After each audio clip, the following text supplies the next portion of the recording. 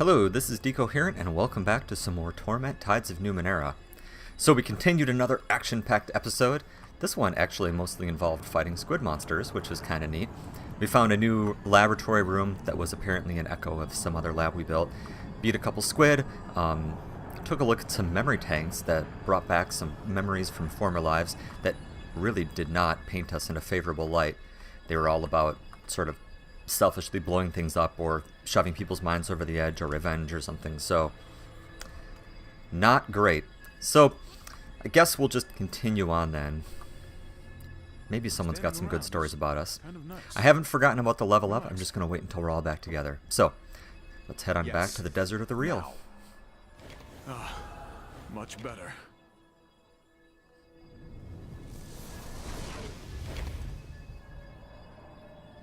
Oh, hey guys. Hey, it's you again. As consciousness flows back into your mind, you hear gasps around you. He is like Lord Inifre. The whisper carries reverence, jealousy, and pity in equal parts. You open your eyes to see the piebald man peering down at you. He startles and backs away. Oh, great. So the leader of this cult is the cast-off too. Why are we never doing anything positive like running a soup kitchen? I'm sorry, my lord. I did not know, he protests, falling to his knees with bruising speed. Forgive me. He presses his hands to the stone in front of him and bows his head, exposing the back of his neck. I rather enjoy killing, but seriously, get out of here. Wordlessly, he scrambles to his feet and flees the chamber. A piece of paper flutters out of his pocket and he goes, but he doesn't seem to notice it in his haste to leave. The paper lands at your feet. You pick it up as his footsteps recede in the valley. This note was in Motley's pocket. It might be blood. Most of it is illegible, but you can make out 4 numbers at the bottom. 5143. Here, let me add that to my list. 5143. I've got another one that I'm not totally sure I know what it is either, which is 1535. And then the 4221 for Choi, which we will check out, of course, as well. Yes, you go away, you bad man, you. Thank you, stranger. I cannot express my gratitude enough. The memorialists owe you a great deal. She steps forward, lowering her voice. But although we are safer here, now, the true danger still lies beneath. You must stop the children of the Endless Gate. Their gate is within the necropolis itself. Close it and you may free this valley. I will help you in any way that I can. Alright. So, who are you exactly? My name is Talir Kyo. I was buried here long ago to await the coming of paradise? What? What kind of paradise are you speaking of? She considers you anew, as if determining your worth.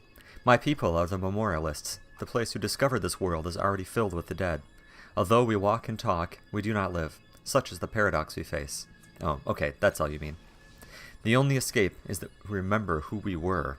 We have been placed here as a test, to see if we, as a people, are deserving of the good that is our birthright. Together we must rediscover our graves and the true names we held in life. If all could do this, paradise awaits. But should all forget, she stares beyond you, at a future only she can see. The world will be cut off from paradise forever. The circle of rebirth will continue, without purpose or end. This dismal non-life will be all we ever know.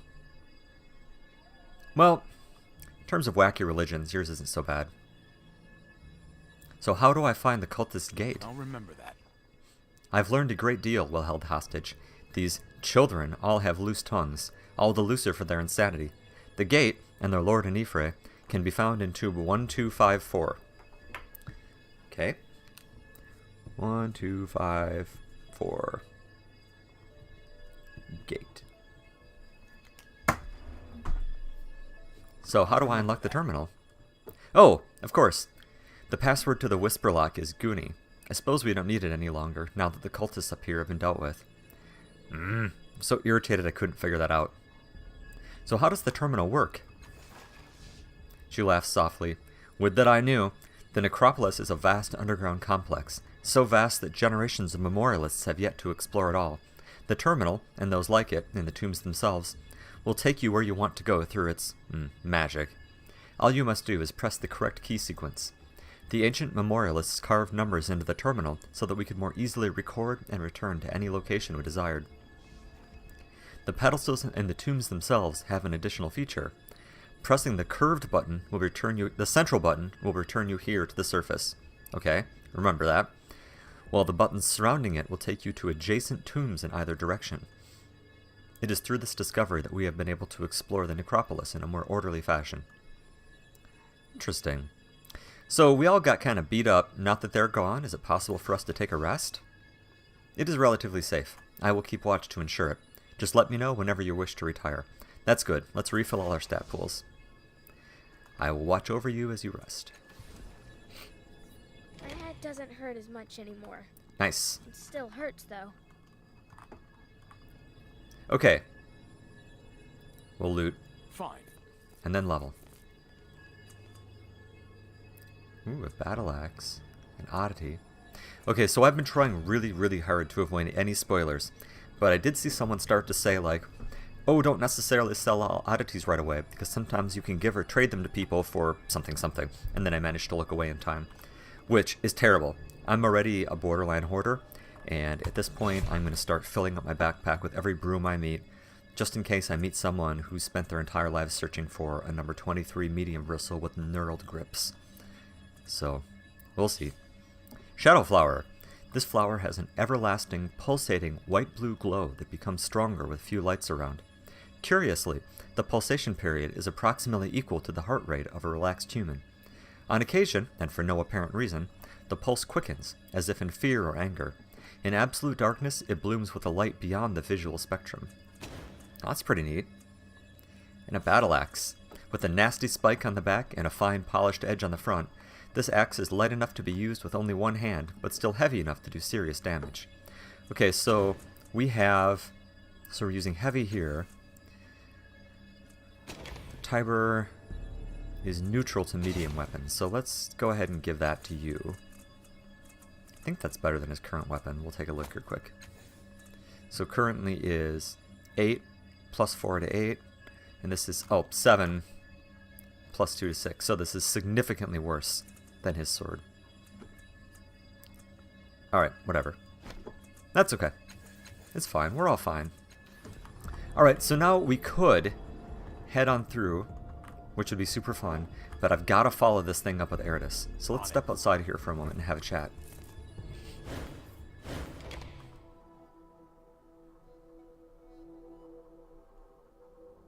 Let's come over and I'll speak to him first, and then I'll stick my head back in the alcove. Actually, let's come over here, and then I'll speak to you. Don't need to stand by the punk with the armor, whatever. Okay, Eridus. So I have some questions about you. I'm not surprised, he says, pleased. I'm incredibly interesting. What do you want to know? That's weird. Do you remember talking with me inside my head? Eridus blinks at you several times. That is the strangest question I've been asked by someone in the last 2 minutes. He stares at the air. No, I think I'd remember being in your head. It seems like you'd have a nice one. I don't think I've ever seen you sleep. I close my eyes sometimes, he says, blinking. He gasps and points at the offending lids urgently. Did you see that? I did it again. That does it. He forces both eyes wide open with the pads of his thumbs. Now, I'll never miss a chance for adventure. You do need some rest. I rest, he protests, thumbs slipping from his eyes in shock. I'm resting right now. I'm not fighting or leaping or singing or anything. Okay. All right. I'd like to poke at that black box one more time. Now that we know what it looks like. No, okay. Okay, let's look at our journal here. So, let's see here. So we met him. Need to find someone knowledgeable. Okay, well, whatever. I didn't find the prince. I did find these. I got the passcode. Goonie. Okay. Well, okay, that's mildly disappointing. I was hoping to get some more out of that.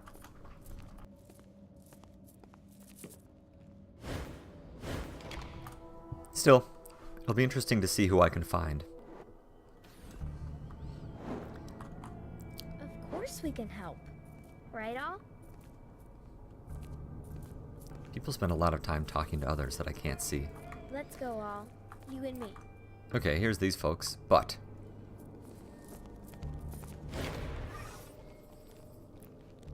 I'll remember. Goonie! With a sigh, the shimmering field disintegrates into glimmering shards of light. The controls are now accessible. 5 buttons are arrayed around a central hex. An indecipherable display glows on the bottom, where a 6th button would otherwise be. A number has been crudely carved into the surface of each of the 5 buttons. I almost forgot again. Okay, stat pool or effort? Stat pool. Am I going to keep dumping into int? I think so. Here, actually, let me... Hold on a second. Let me just check my abilities real quick. Int. Okay, just making sure I didn't have anything else. I guess I'll put them both in intellect. I've learned something new. Awesome. Okay, and Eridus. So effort or ability or skill? Effort might be good. So skills... Running is smashing. Okay. What are his abilities? Ooh, fell swoop. See, that's speed though. So the problem is, I've never had this one work. Let's... Okay, what do these use? That's nothing, and this is speed. So let's put some extra effort or edge onto speed. No. Yeah, okay. Oh, okay. Stories will be told of this day. That's fine. That's good. Okay, and Rin. Okay, what improved skill can you get? I have this, I have that, I don't care, I have this, I'm not worried about these two, and I have that. Alright, well that's less than exciting. Let's see here. So her only active ability is a heal. You're so terrible. Alright, let's increase the intellect edge. Maybe Fine. I can do this. I sort of regret bringing her. She is kind of worthless. But it just seemed like there's going to be some really interesting story stuff with her. So I've got 4 numbers I have written down here. Grab my paper. Let's pull up the one that I don't remember, first of all, the 1535. Yes. Pardon me. Oh, I like this how, 1 is 2. 1, 5. I know I can do this separately. 3, 5. When the 4th hexagon illuminates, a field of energy surrounds you. A tight, sucking sensation pulls at your gut, and then suddenly, you are somewhere else. Whoa.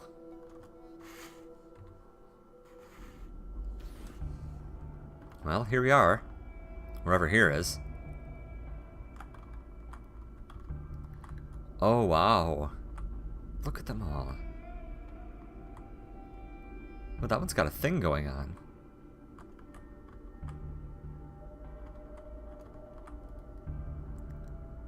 Huh. Okay, what's up with this thing? It looks suspiciously like a head. This nearly human... Oh, this is from Phoenix, right. This nearly human face has been sculpted to look like it is emerging from the stone floor. As you draw closer, the mouth suddenly begins to move. It speaks in an unfamiliar tongue, and you feel a light touch across your mind.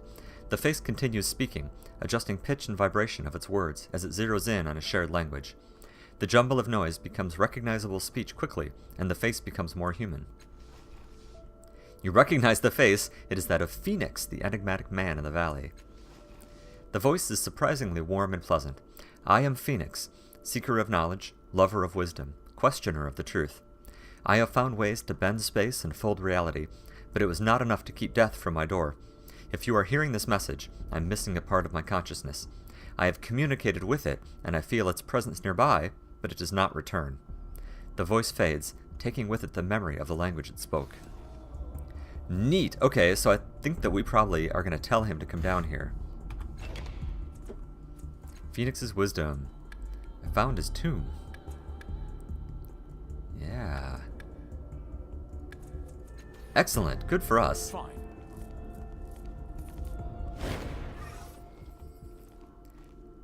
How high that lightest candle lights the dark. Okay, what's the name plaque? Daffield Burrow Camp. Okay. Let's go. In honor of nearly 100,000 souls who gave willingly and bravely to this world, it is a monument carved from their torment, from their dreams to yours. The Believer's Cenotaph. Neat. So this was, to kind of step out of the universe, this was something that one of the backer tiers got, is you could create your own like person and memorial. So that's really cool. Yes. Now.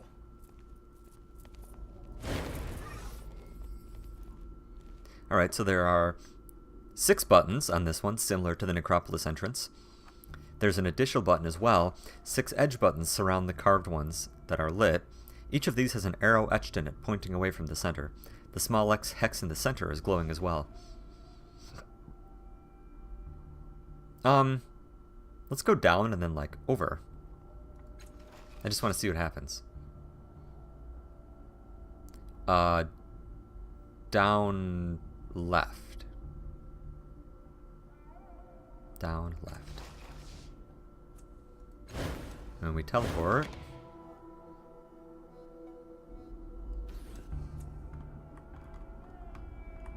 Oh. Well, that didn't work like I expected it to.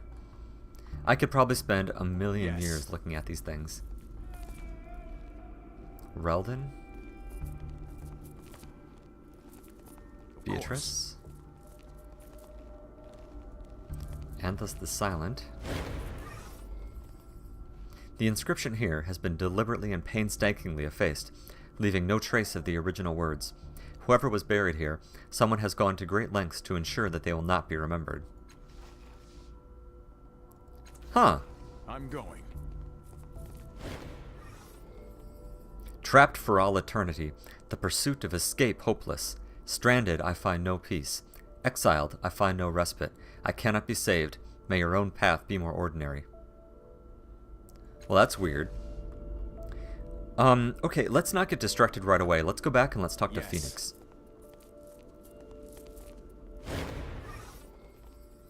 Let's see here. Center Hex is going to take us back, right? Yep.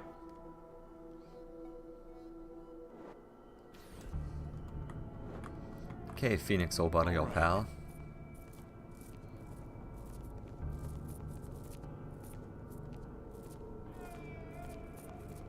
A 100,000 people back this game. I wonder how many chambers they made. I wonder how many people were at that tier.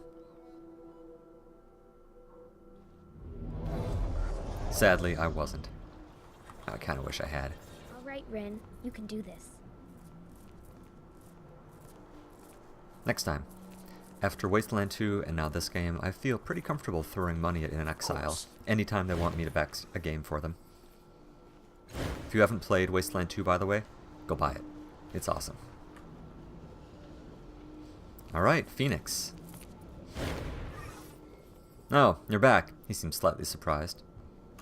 I found your marker in the necropolis. The note contains a code to your tomb. Making a note. He takes the note from you, scrutinizing it intently. He shimmers and flickers momentarily, and then exerts himself to remain material through a force of visible will. That would explain why I could not understand myself. An artificial construct in my mind. I am dead and manifest again. Have I mastered time? He takes an internal inventory.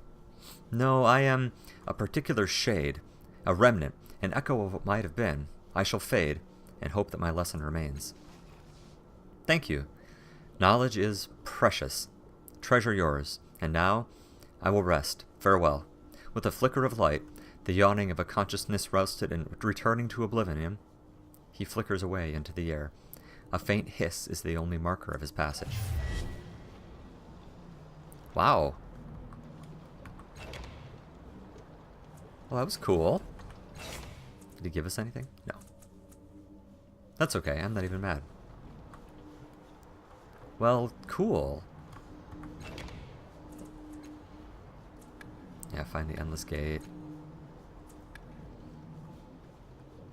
Let's see here. What do I want to do next?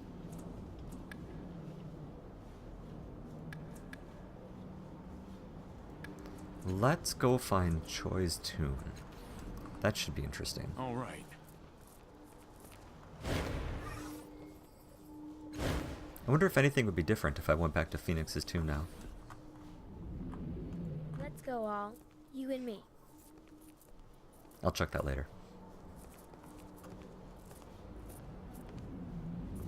Very interesting. On it.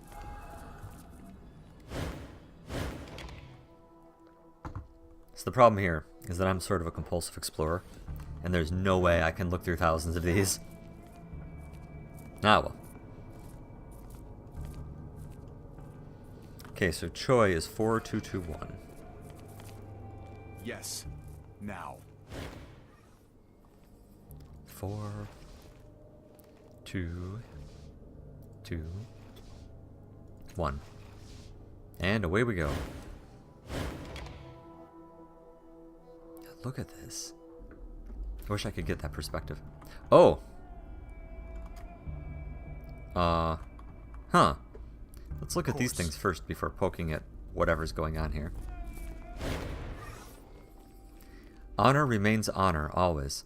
It is not for us to know what end is true. Only our actions in achieving it matter.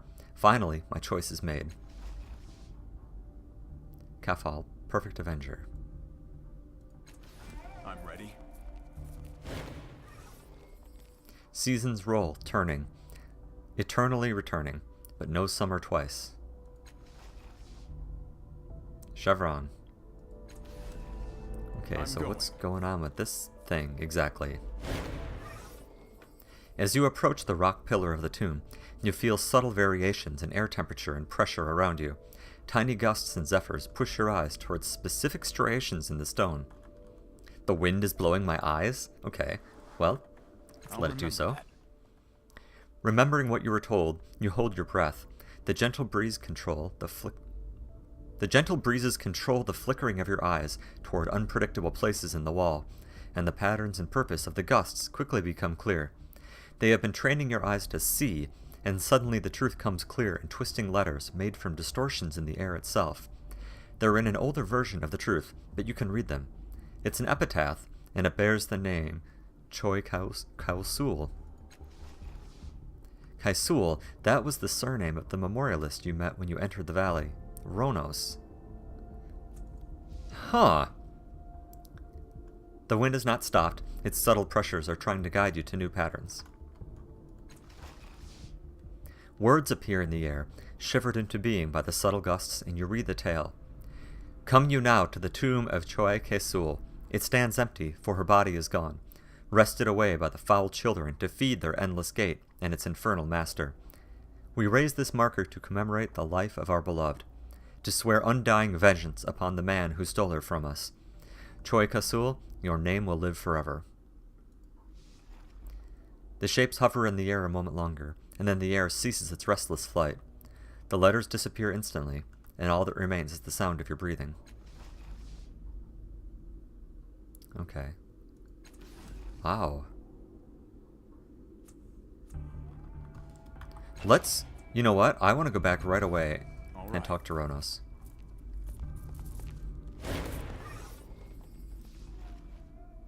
Let's see here.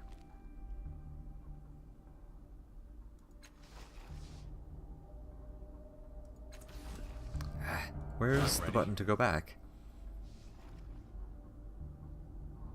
Oh, return to the entrance. I was looking for the red text thing. Right.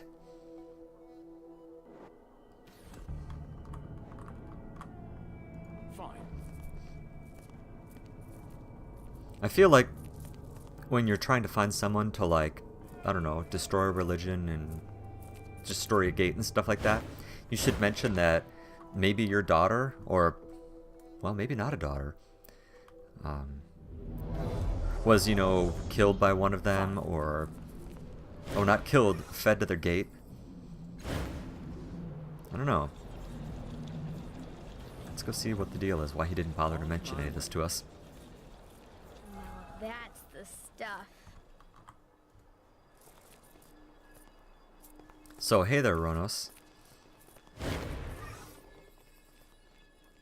Have you, taken care of the cultists? The longer it takes, the more I fear for all of us. He puts his hand across his eyes. I'm sorry, I shouldn't rush you. How can I help you? I found a tomb for a girl named Choi Kasul. Is she any relation to you? Choi Kasul? How interesting. No, sadly, I've never heard the name. I took my name not from Choi's marker, but from the hero I was in my true life, Ronos Kasul. Here, let me give you the code to that tomb, so that you can visit it yourself. He clears his throat. Maybe Choi's name is in the histories, if you can access them, that is. These people are all crazy. I can't quite keep in my head what it is they're doing. Okay. Making a note. 2143. Add this to my list. This is Kaisul. Okay. And notice I don't have an option to tell them that I took care of the guys upstairs. They don't seem to care about the guys upstairs, so. I suppose they're pretty small beans compared to the whole, like, endless gate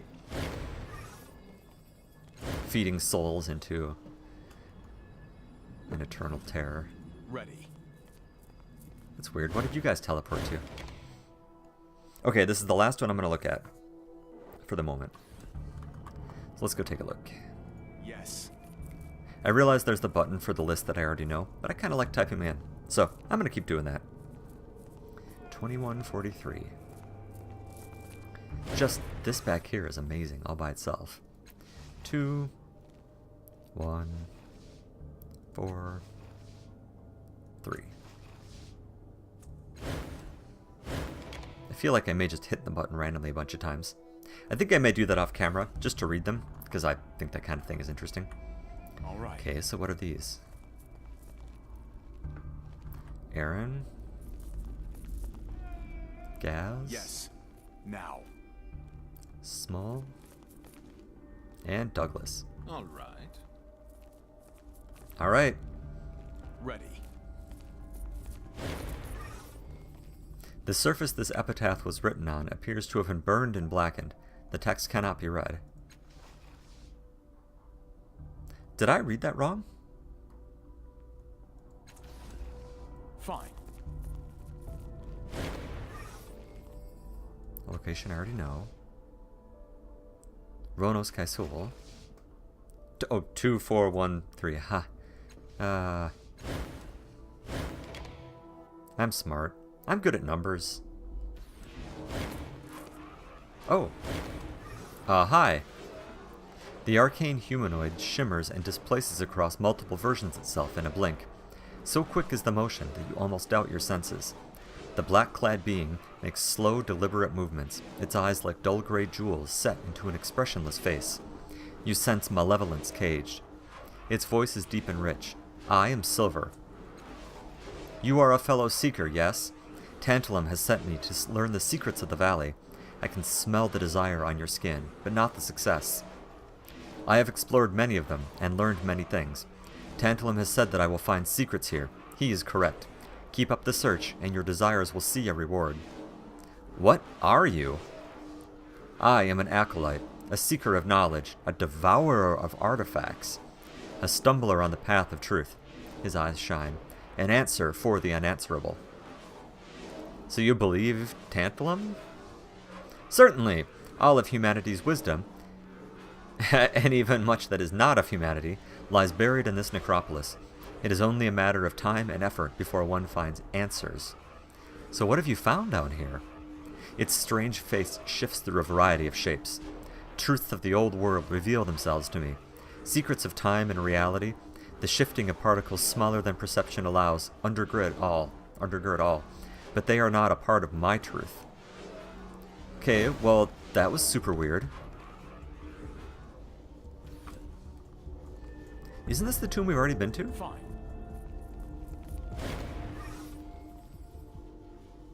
Oh no. As you touch the engravings on the epitaph, you feel familiar strings of air pushing at your eyes towards the imperfections on the surface.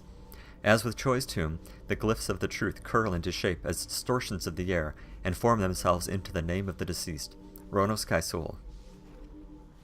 More words begin to form, taking shape like clear smoke. Display likenesses. A host of images appear, a series of pictures collected from the lifetime of a handsome, driven man in various poses, as a baby learning to walk, as a child exploring the shell of some sort of crashed flying vessel, as a young man studiously dissecting a Numenera tool, as a father, as a widower. Through the course of years, his face grows more haggard and rugged, but he retains a youthful charm. He looks nothing like the Ronos Kaisul you encountered outside the valley. It's because the guys are crazy. A whisper of wind tickles your ear. Protection of archives enabled. Speak the code and read freely. You remember the name of Choi's marker. Your name will live forever. And so you whisper that name, Choi. It works. Reams of potential information begin spilling into the air, hidden behind these words. History of Ronos, experiments, bequests, genealogy, and leave. Okay, history. Lighted images appear on the currents of air, subtly distorted, and they show you the progression of Ronos Kaisul's life. A voice, slightly modulated through the wind, speaks. Ronos Kaisul was born Ronos Genvin, an only child in a successful merchant family of Sagas Cliffs. His parents sought for him a position within the bureaucracy. He showed an early aptitude for the gentlemanly pursuits of governing, weaponcraft, and poisons. His interest took him elsewhere. He became fascinated by the secrets of the ancients and experimented with their lost knowledge under the tutelage of the Aeon priests. As one of their members, he sought the secrets of life and established himself in the field of medicine, focusing particularly on those damaged by the Numenera. Aha! I'll bet, he can help us with Eritis. He married Rinda Kaisul, taking her name for himself and their family. He had a daughter named Choi. She was the new center of Ronos' life until the children of the Endless Gate abducted and murdered her. Interesting. Also, that's a metronymic. That's kind of neat. Ronos vowed to avenge Choi's death and destroy the cult. This vendetta consumed him. Options now include a return to the main tree, where you can hear and read about his experiments, or you can continue with Ronos Kaisul's vendetta against the children of the Endless Gate. One more. Let's continue with our history. With the loss of his daughter, Kaisul resigned from the Aeon priests and turned his full attention to destroying the cult. By then, they had moved on, leaving him with no object for his revenge. The voice flatly notes, Rinda Kaisul took her own life. Ronos redoubled his efforts, sold all that he possessed, and devoted himself to finding the children.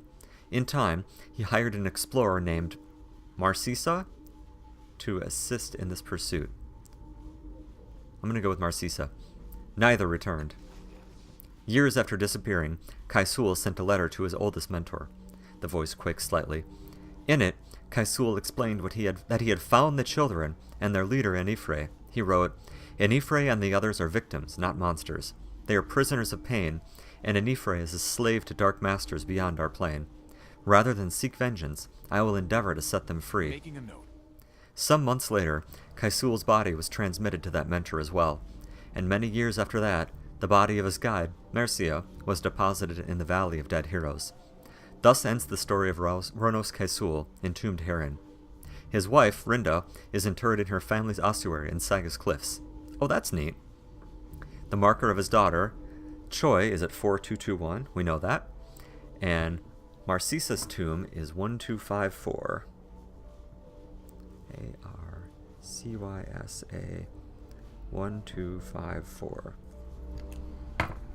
So, my question is... Oh, the tomb for Marcisa's tomb is the same as the Endless Gate. I wrote that down and didn't even notice it. Oh, that is interesting. Okay, but before we move away here, who is writing these? Exactly. These sound like it's not exactly like a godlike perspective, because it doesn't contain things like about his trip or anything like that, you know, the details of that. This reads more like, honestly, like some, 5-paragraph school assignment. I wonder who makes these. That's really interesting. Okay, but this is running a little long, so I'm going to take a break. When we come back, we will continue to learn all the things from here. We'll start with experiments and then go through the rest. So, thanks for watching, and I will see you next time.